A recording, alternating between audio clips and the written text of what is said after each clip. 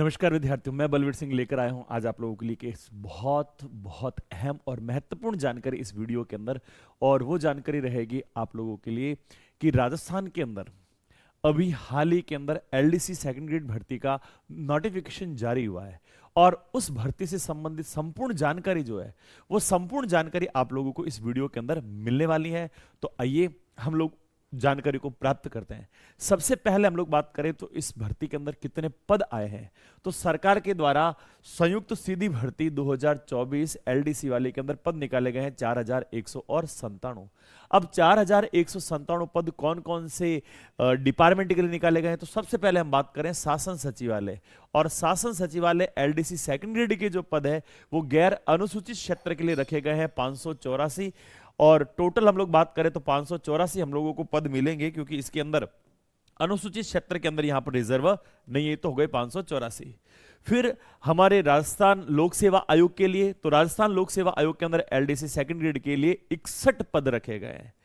राज्य के अधीनस्थ जो दूसरे कार्यालय है उनके अंदर कनिष्ठ सहायक के पद रखे गए हैं, और वो कितने रखे गए हैं, वो रखे गए हैं 2788 गैर अनुसूचित क्षेत्रों के लिए। और अनुसूचित क्षेत्रों के लिए आ रहे हैं 764 पद, यानी कि टोटल हम लोग बात करें तो 3552 पद।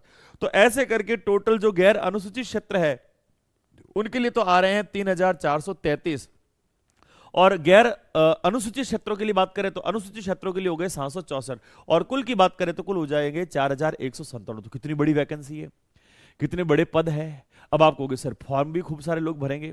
बिल्कुल फॉर्म भरे जाएंगे, फॉर्म भरे जाएंगे। अब आप एक चरण को पार कर चुके हैं।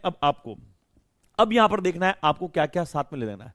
तो सबसे पहले जो जो चीज है उसमें एक तो याद रखना, नवीनतम फोटो, एकदम फोटो नहीं होनी चाहिए, ज्यादा पुरानी फोटो नहीं होनी चाहिए। उसके बाद आप अगर ऑनलाइन फॉर्म भर रहे हो तो आपके शरीर के ऊपर कोई ना कोई निशान बना होता है, नाक के, कान पे, मुंह पे, होठ पे, या जो हम लोग मार्क से हम लोगों की पहचान होती है, तो वो आपके विजिबल मार्क होना चाहिए। अब कई जनों को समस्या होती है, विशेषकर लड़कियों को, छोरों को कोई समस्या नहीं है।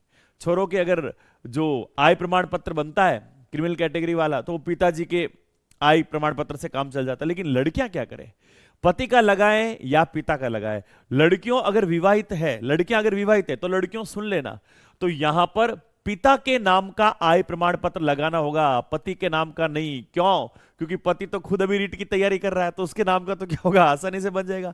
तो पति के नाम वाला काम नहीं आएगा, यहां पर पिता के नाम का काम आएगा। फिर बात करें विधवाओं के लिए कितना परसेंट कोटा रखा गया, 8% कोटा। महिलाओं के लिए जो कोटा रिजर्व किया गया है, तलाकशुदा के लिए 2%, भूतपूर्व सैनिक जो आर्मी से रिटायर्ड जो है उनके लिए 12.5%, और जो खिलाड़ी अलग अलग खेल के अंदर, उन खिलाड़ियों का पूरा एक अलग से आप लोगों को पीडीएफ के अंदर मिला हुआ है, उसके अंदर बताया गया 2%। फिर हम लोग बात करें सर इसमें आयु क्या है, कौन कौन सी आयु वाला इसके अंदर भर सकता है। तो 1 जनवरी 2024 आयु सीमा तय हुई है।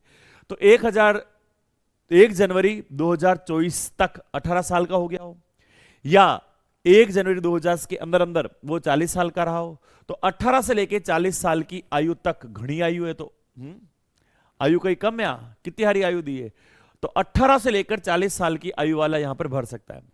अब सबसे सबसे सबसे जो महत्वपूर्ण तारीख आप लोगों के लिए है वो है आज की तारीख।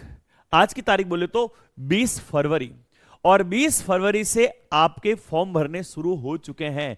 कब तक चलेंगे, 20 मार्च 2024 रात्रि 12 बजे तक। तो हम लोगों को 20 मार्च का इंतजार नहीं करना है। आप लोगों के बड़े अड़चन होती है, बड़े चोचले होते हैं, वो फला दिन आएगा, फला तारीख आएगी, फला तिथि आएगी, उस तारीख को, उस तिथि को, उस दिन को हम फॉर्म भरेंगे, तब तक फॉर्म की लास्ट डेट आ जाती है और फिर सर्वर जाम हो जाता है और हम इधर उधर भागते घूमते। कई जनों के मैसेज आते हैं, गुरुजी क्या करें क्या करें क्या करें। तो इतना इंतजार करना ही क्यों है, तुरंत हम लोगों को क्या करना है, फॉर्म भरना है। 20 जनवरी आज से फॉर्म भरने स्टार्ट हो चुके हैं, और 20 मार्च अंतिम तिथि कौन सी होगी, तो अंतिम तिथि होगी 20 मार्च। 20 मार्च से पहले पहले हम लोगों को फॉर्म भर देना है। अब प्यारों हम लोग बात करें इसके अंदर हमारे पेपर का पैटर्न कैसे रहेगा। तो सबसे पहले तो आप लोगों को जो जीके वाला है वो जीके वाला पार्ट बता। तो जीके और जीएस के अंदर इस बार रीजनिंग की जगह आप लोगों के गणित आई है। टोटल आपको टाइम मिलेगा 3 घंटे, 100 अंक आपके इसके अंदर, 100 नंबर का आपके पेपर रहने वाला है। फिर सेकंड पेपर रहने वाला आपके लैंग्वेज का, हिंदी और इंग्लिश का, और हिंदी और इंग्लिश के पेपर के अंदर भी सेम टाइम मिलना है 3 घंटे, और आपके नंबर रहने हैं इसमें भी 100। तो प्यारों अब कमर कस लीजिए, हम लोगों ने भी कमर कस ली है और आप लोग भी कमर कस लीजिए।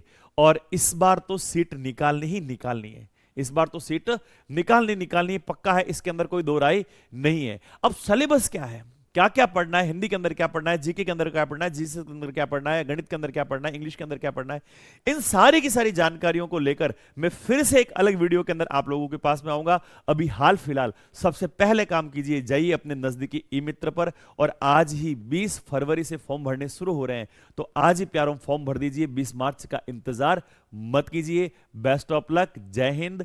और ऐसे ही जानकारी के लिए जुड़े रहिए खान ग्लोबल स्टडी के डिजिटल प्लेटफॉर्म के साथ में। धन्यवाद, राधे राधे।